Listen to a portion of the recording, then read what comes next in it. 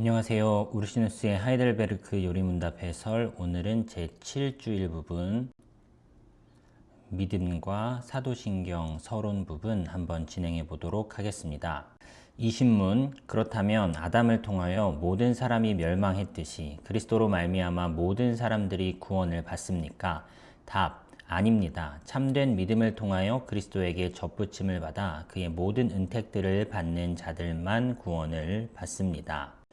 그리스도로 말미암는 우리의 구원의 양상을 설명했으니 이제는 누가 이 구원에 참여하는 자가 되며 그 일이 어떤 식으로 되는지, 모든 사람이 이 구원에 참여하게 되는지 아니면 일부만 참여하는지를 조심스럽게 살펴보아야 하겠습니다. 아무도 그 구원에 참여하게 되지 않는다면 전혀 헛된 일이 이루어진 것일 것입니다. 그러므로 이 제20문은 믿음의 교리를 예비하는 것인데요. 믿음이 없이는 중보자도 복음의 선포도 아무런 유익이 없어질 것이기 때문입니다. 이 질문의 답변은 두 부분으로 되어 있는데, 하나는 그리스도로 말미암는 구원은 아담 안에서 멸망한 모든 자들에게 다 베풀어지지 않는다는 것이요, 또 하나는 그 구원이 참된 믿음을 통하여 그리스도께 접붙임을 받고 그의 은택들을 다 받는 자들에게만 베풀어진다는 것입니다. 그리스도를 통하여 모든 사람이 다 구원받지 못하는 이유는 그에게 공로와 은혜가 부족하기 때문이 아니요, 그리스도의 속죄는 온 세상의 죄를 위한 것으로 그가 행하신 보상은 위엄과 충족함에 있는 것인데요. 원인은 불신앙 때문입니다. 사람들이 복음에서 제시되는 그리스도의 은택들을 거부하며 그리하여 그들 자신의 과오로 멸망하는 것이지, 그리스도의 공로에 부족함이 있어서 멸망하는 것이 아닙니다. 반론 1. 은혜는 죄를 능가한다. 그러므로 모든 사람이 아담의 죄로 인하여 멸망하였다면 그리스도의 은혜를 통해서 모두가 구원받는 것이 마땅하다. 이에 대한 답변입니다. 주전제에 대해서 우리는 이렇게 답변하고자 합니다. 은혜는 보상에 있어서는 죄를 능가하나 그 적용에 있어서는 그렇지 않다는 것입니다. 그러므로 그리스도의 은혜를 통하여 모든 사람들이 구원받지 못하는 것은 값없이 베풀어지는 그 은혜를 거부하는 자들의 불신앙 때문입니다. 반론 세 번째입니다. 아담은 모든 인류를 정죄 아래 있게 만들었는데 그리스도는 인류 가운데 일부만을 구원하신다. 그러므로 정죄 아래 있게 하는 아담의 죄가 구원을 베푸는 그리스도의 보상보다 능력이 크다. 이에 대한 답변입니다. 여기서 제시하는 결론은 받아들일 수 없다. 그리스도의 보상의 능력과 탁월함과 효력은 그것을 통하여 구원받는 자들의 숫자로 가늠할 것이 아니라 그 은택 자체의 고귀함으로 가늠할 것이기 때문이다. 어째서 모든 사람들이 다 믿지 않고 또한 모든 사람들이 다 그리스도의 은택들을 자기들에게 적용시키지 않느냐 하는 문제는 더 높고 깊은 문제이므로 여기서 다루기에는 적절하지 않다라고 말합니다. 그런즉 하나님께서 하고자 하시는 자를 긍휼히 여기시고 하고자 하시는 자를 완악하게 하신다라는 로마서 9장의 말씀을 인용하고 넘어갑니다. 21문 참된 믿음이란 무엇입니까? 참된 믿음이란 하나님께서 그의 말씀 속에서 우리에게 계시하신 모든 것을 진리로 여기는 확실한 지식인 동시에 하나님께서 값없이 은혜로 오직 그리스도의 공로로 말미암아 죄사함과 영원한 의와 구원을 다른 이들에게만 아니라 나에게도 베풀어 주셨다는 견고한 신뢰로서 성령께서 복음을 통하여 나의 마음 속에서 일으키시는 것입니다. 이제 믿음이라는 주제가 이어집니다. 첫째, 믿음이 우리가 중보자께 참여하는 자가 되는 수단이기 때문이며, 둘째, 믿음이 없으면 복음의 선포가 아무런 유익이 없기 때문입니다. 믿음에 대해 다루면서 우리는 다음과 같은 점들을 살펴보아야 할 것인데요. 첫째, 믿음이란 무엇인가? 둘째, 성경은 몇 종류의 믿음을 말씀하는가? 셋째, 믿음이 소망과 다른 점은 무엇인가? 넷째, 의롭다함을 얻게 하는 믿음의 동력인들은 무엇인가? 다섯째, 믿음의 효과들은 무엇인가? 여섯째, 믿음은 누구에게 주어지는가?입니다. 첫 번째 질문입니다. 믿음이란 무엇인가? 통상적인 정의에 따르면 믿음이란 하나님이든 천사든 사람들이든 경험이든 간에 신빙성 있는 신실한 증인들의 증언에 근거하여 특정한 사실들이나 결론들에 대해 갖는 지식입니다. 성경에서 언급하는 믿음은 일반적으로 하나님과 그의 뜻과 역사와 은혜에 관하여 계시되는 내용에 대한 동의 혹은 특정한 지식이며 우리는 믿음으로 신적인 증언에 대해 신뢰하는 것입니다. 아니면 믿음은 율법과 복음 안에서 교회에 전해지는 하나님의 말씀을 하나님 자신의 선언으로 간주하여 그 하나하나에 동의하는 것을 말합니다. 두 번째 질문, 성경은 몇 가지 종류의 믿음을 말씀하는가? 성경은 네 가지 종류의 믿음을 말씀합니다. 곧 역사적 믿음, 일시적 믿음, 이적을 행하는 믿음, 그리고 의롭다 하심을 얻는 믿음 혹은 구원 얻는 믿음이 그것인데요. 역사적 믿음은 음성으로든 신탁으로든 이상으로든 하나님의 뜻이 우리에게 알려지는 계시의 방법을 통해서 신적으로 제시되고 계시되는 모든 하나님의 말씀이 참이라는 것을 하나님 자신의 권위와 그의 선포에 근거하여 알고 믿는 것을 말합니다. 이것을 역사적이라 부르는 것은 그 믿음이 하나님께서 행하셨다거나 혹은 지금 행하신다거나 혹은 장차 행하실 것이라고 말씀하는 그것들에 대한 하나의 지식에 지나지 않기 때문인데요. 성경은 여러 곳에서 이러한 역사적 믿음에 대해 말씀하고 있습니다. 네가 하나님은 한 분이신 줄 믿느냐? 잘하는도다. 귀신들도 믿고 떠느니라. 그리고 사도행전 8장에 시몬도 믿고 하는 이 부분에서도 이 믿음이 역사적 믿음이다 라고 설명을 합니다. 일시적 믿음은 교회의 교리들에 동의하는 것으로 고백과 기쁨이 수반되지만 우리가 하나님의 은혜의 대상이라는 의식에서 나오는 것 같은 참된 영속적인 기쁨이 없으며 뭔가 다른 원인들에서 나오는 믿음이어서 그저 일시적으로만 지속되다가 어려움이 있으면 사그라져 버리는 것을 말합니다.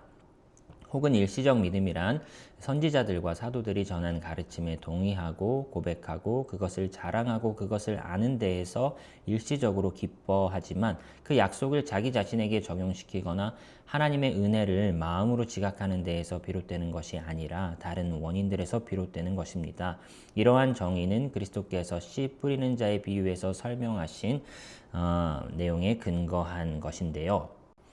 돌밭에 뿌려졌다는 것은 말씀을 듣고 즉시 기쁨으로 받되 그 속에 뿌리가 없어 잠시 견디다가 말씀으로 말미암아 환난이나 박해가 일어날 때에는 곧 넘어지는 자요.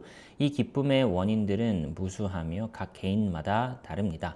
그러나 모두가 일시적인 기쁨이며 그것이 사라질 때에 그 위에 세워진 믿음도 함께 사라지고 맙니다. 외식자들도 복음을 들을 때에 기쁘게 받지만 그것에서 마음의 안정을 얻어서 그것을 기뻐하는 것뿐입니다.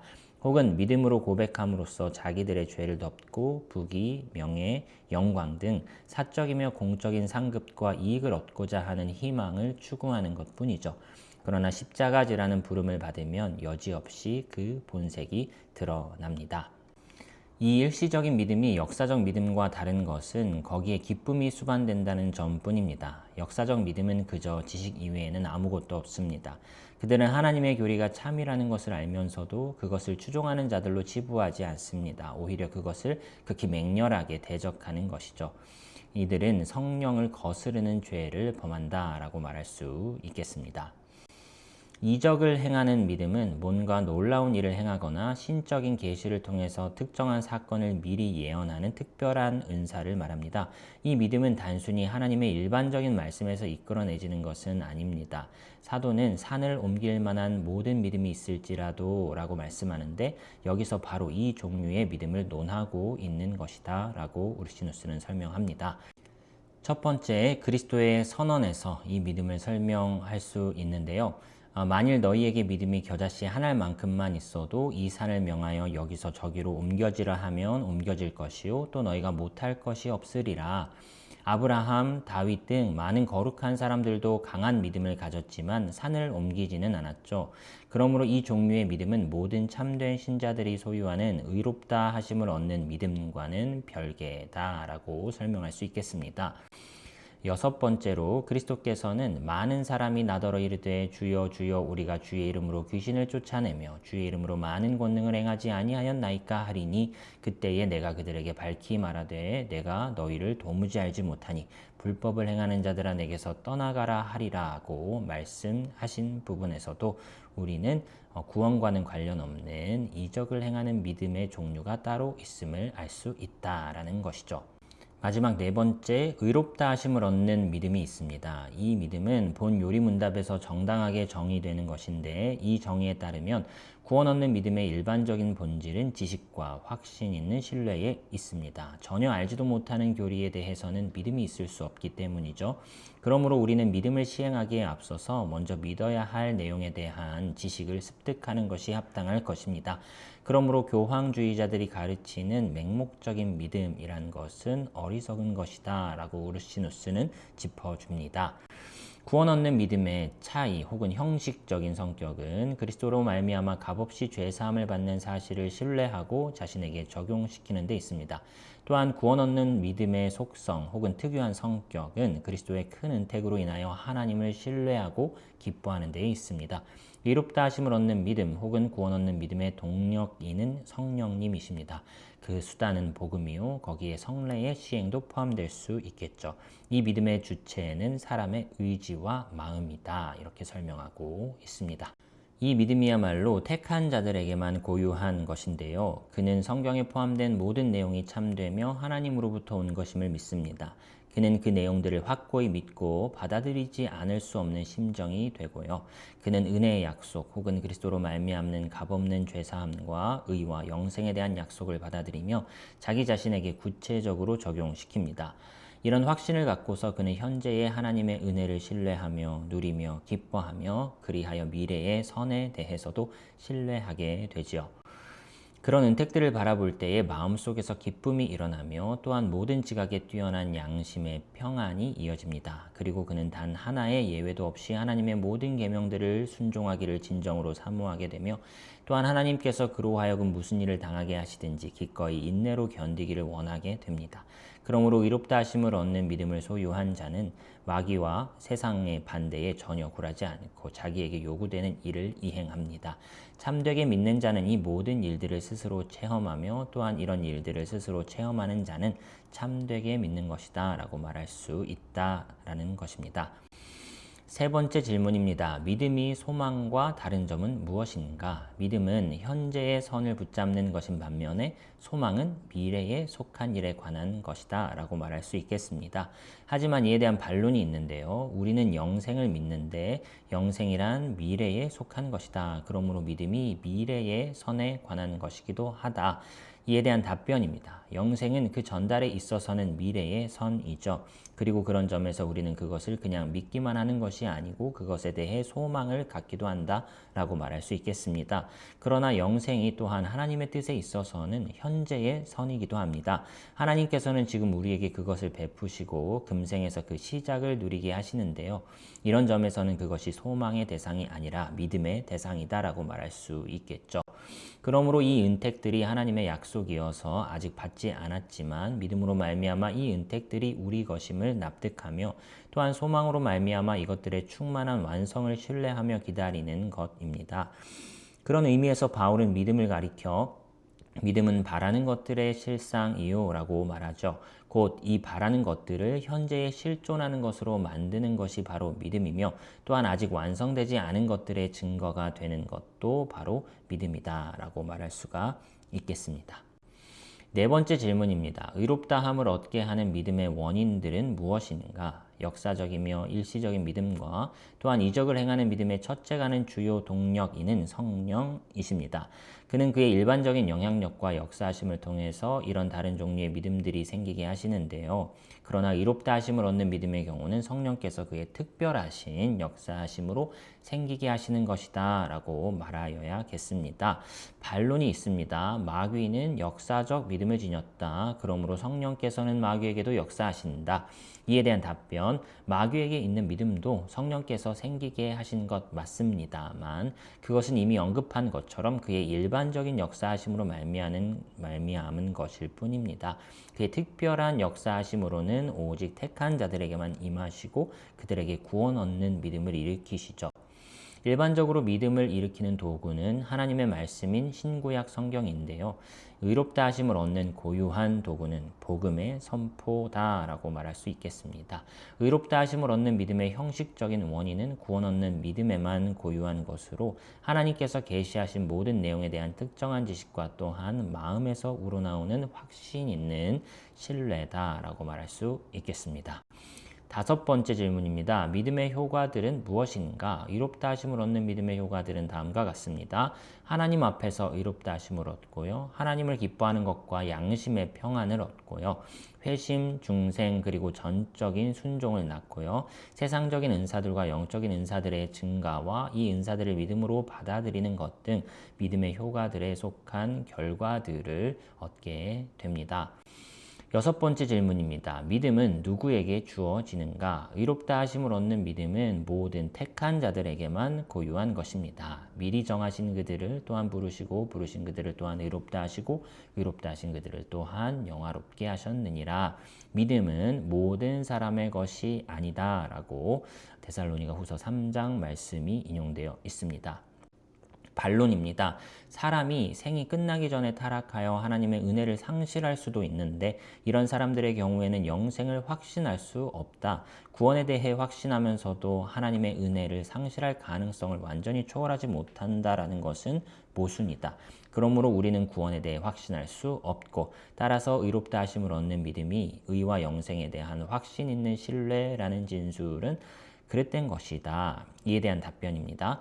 최종적으로 타락하는 자들에게는 주 전제가 참입니다. 타락할 수 있다는 것은 구원의 확신과 모순되기 때문이죠. 그러나 하나님께서 한번 참된 믿음을 베푸신 자들은 결코 최종적으로 타락하지 않습니다. 응답 1입니다. 연약한 자들은 누구나 최종적으로 타락할 수 있다. 우리는 모두 연약하다. 그러므로 우리 모두가 하나님의 은혜에서 타락할 수 있다. 답변입니다. 만일 의인이 자기 자신의 힘으로 유지되는 것이라면 그들이 과연 타락할 수 있고 하나님의 은혜를 상실할 수도 있겠죠. 그러나 그들은 신적인 은혜로 말미암아 끊임없이 뒷받침을 받고 있습니다. 그는 넘어지나 아주 엎드러지지 아니함은 여호와께서 그의 손을 붙드심이로다. 응답 4. 그러나 또한 사랑을 받을는지 미움을 받을는지 사람이 알지 못하는 것은 모두 그들의 미래의 일들임이니라 라는 말씀도 있지 않습니까? 그러므로 현재의 하나님의 은혜에 대해서도 확신할 수가 없고 따라서 아직 미래에 있는 것에 대해서 아무것도 확신할 수 없다. 답변입니다.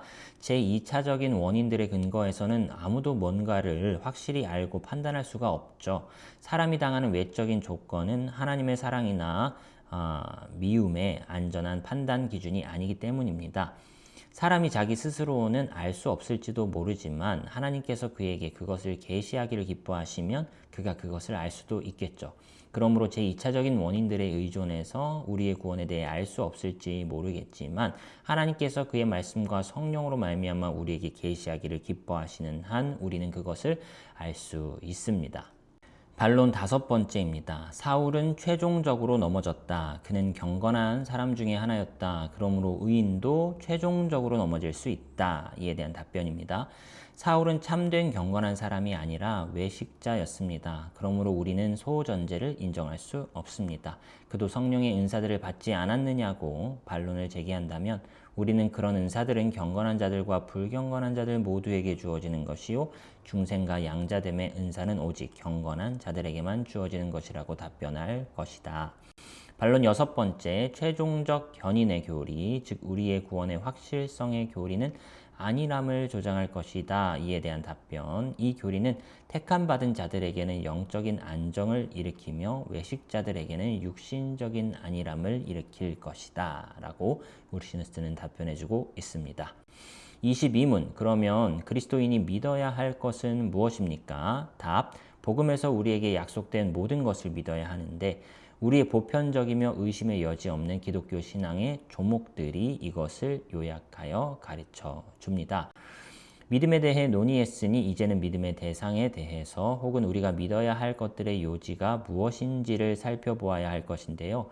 사람의 교령들은 불확실합니다. 모든 사람이 다 거짓되고 그릇되기 때문이죠. 오직 하나님만이 참되시며 그의 말씀만이 진리입니다. 복음 혹은 우리가 믿어야 할 일들의 요지와 실체는 사도신경이다 라고 이렇게 말하는데요.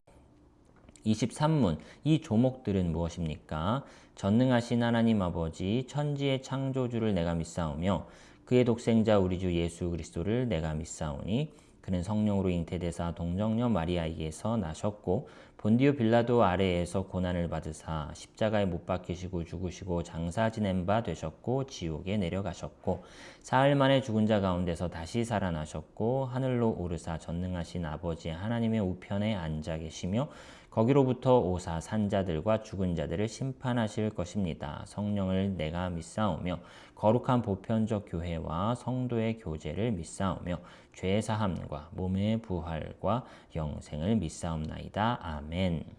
일반적으로 심볼 혹은 크리드라는 용어는 어떤 사람이나 사람을 다른 사람이나 사물과 구별하는 하나의 증표 혹은 표시를 의미합니다. 군사적인 심볼이 아군과 적군을 구별하는 하나의 증표를 뜻하는 것처럼 말이죠. 교회적인 의미에서는 그것은 교회와 그 회원들을 온갖 다양한 이단들과 구별해주는 간결한 요약된 형태의 기독교 신앙을 뜻합니다. 이를 사도적 신조라 부르는 것은 이것이 초신자들이 믿고 고백해야 할 사도들의 가르침의 골자를 포함하기 때문이고요.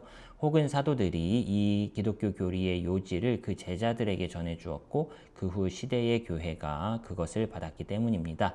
이를 가리켜 보편적 신조라 부르는 것은 이것이 모든 그리스도인의 유일한 신앙이기 때문입니다. 여기서 우리가 살펴보아야 할 것은 사도신경 이후에 교회에서 니케아 신조, 아타나시우스 신조, 에베소 신조, 칼케돈 신조 등 다른 신조들이 작성되고 받아들여진 이유는 무엇인가 하는 것입니다. 이에 대해서 우리는 이 다른 신조들이 사도신경과 본질상 다른 것이 아니고 사도신경의 간결함을 이용하여 그것을 왜곡시킨 이단들로 인하여 그 의미를 좀 더 분명하게 선언하고 설명하기 위하여 덧붙이지만 결국 그 내용을 반복하는 것이라고 답변할 것입니다. 그러므로 사도신경이 다루는 문제와 그 골자는 후대에 가서도 바뀌지 않고 다만 그 교리들을 표현하는 형식만 달라질 뿐인 것입니다. 고대 교회의 감독들과 교사들이 특히 교회가 증가하고 각 곳에서 이단들이 생겨날 때에 이러한 간결한 신앙 고백을 작성하게 된 데에는 다른 중요한 이유들이 있는데 그 중에서 다음과 같은 것들을 언급할 수 있을 것입니다. 장년들은 물론 모든 젊은이들로 하여금 기독교 신앙의 주요 요점들을 기억할 수 있도록 하기 위함이고요. 모든 신자들이 끊임없이 눈으로 그들의 신앙 고백을 보게 하고 그리하여 그들이 어떤 교리 때문에 박해를 받도록 부름받았는지를 알게 하기 위함입니다.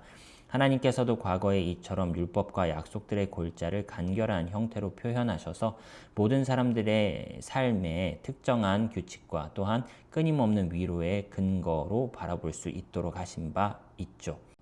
그때나 장래에나 신자들이 선지자들과 사도들의 글들을 간교하게 왜곡시키는 이단들과 또한 불신자들과 구별되는 특정한 표지를 갖도록 하기 위함입니다.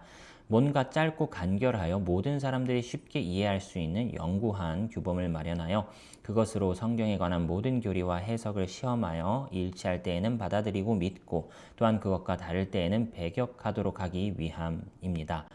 다른 신앙 고백들이 작성되었으나 사도신경은 다음과 같은 점에서 그 중요성과 권위가 다른 모든 것들보다 월등하다라고 말할 수 있는데요. 첫째, 거의 전부가 성경 자체의 언어로 표현되어 있다는 점. 둘째, 시기가 가장 오랜 것이라는 점. 셋째, 온 교회의 동의로 작성되어 온 기타 다른 신조들의 보채가 된다는 점입니다. 그러나 다른 신조들의 진리성 여부는 사람들이나 공의회들의 권위나 교령에 있는 것이 아니고 그것이 과연 성경과 또한 사도시대로부터 전해온 온 교회의 가르침들과 영구히 일치하느냐, 또한 그 전에 받은 교리를 수호하고 견지하며 동시에 그들이 사도들과 그들에게서 가르침받은 자들에게서 이 교리를 전수받았음을 후대에 증거하느냐 하는 데에 있습니다. 하나님을 예배하는 문제나 양심에게 새로운 믿음의 강령을 제시하는 문제에 관해서 새로운 법들을 제정할 권한은 사람이나 천사들의 회의가 아니라 오직 하나님께만 있는 것이죠. 우리가 하나님을 믿어야 하는 것은 교회의 증언 때문이 아닙니다. 오히려 하나님의 증언 때문에 교회를 믿는 것이죠. 여기서 간략한 도표를 제시하자면 다음과 같습니다. 교리에 관한 저술은 신적인 저술과 교회적인 저술로 나눌 수 있는데요. 신적인 저술이란 구약, 신구약, 성경을 말하는 것이고 교회적인 저술은 공적인 저술과 사적인 저술로 나뉠 수 있는데 공적인 저술은 보편교회의 저술과 특정 교회의 저술로 구분할 수 있습니다. 보편교회의 저술로는 신경을 꼽을 수가 있겠고 특정 교회의 저술에는 이제 요리문답서들을 꼽을 수가 있겠습니다. 오늘의 결론입니다. 참된 믿음을 소유한 자들만이 구원을 받습니다. 아담은 모든 사람을 범죄하게 하였으나 구원받는 믿음은 모든 사람의 것은 아닙니다. 이것은 그리스도의 능력이 부족해서가 아니요 사람이 자신에게 그리스도의 의를 적용하지 않기 때문, 즉 불신앙 때문에 그러한 것입니다. 믿음의 종류에는 네 가지가 있으며 모두 성령으로 인해 주어지는 것이지만 네 번째, 의롭다함을 얻는 믿음만 성령의 특별한 사역을 통해 주어지는 것으로 이 특별한 사역은 오직 택함을 입은 자들에게만 주어집니다. 믿음은 지식과 확신 있는 신뢰로 구성되어 있습니다. 참된 믿음을 위해 바른 지식을 얻어야 하는데 그 지식이 사도신경에 잘 요약 및 정리되어 있습니다. 사도신경을 통해 우리는 이단에 맞설 수 있으며 바른 신앙을 효과적으로 전수할 수 있습니다. 사도신경은 인간의 글이지만 하나님의 말씀 거의 그대로의 표현이며 요약으로서 역사적으로도 그 신뢰성을 인정받은 글이다라고 말할 수가 있겠습니다. 다음 시간에는 제8주일 부분, 사도신경 부분과 성부 하나님 부분 설명해 보도록 하겠습니다. 오늘도 긴 시간 수고 많으셨습니다.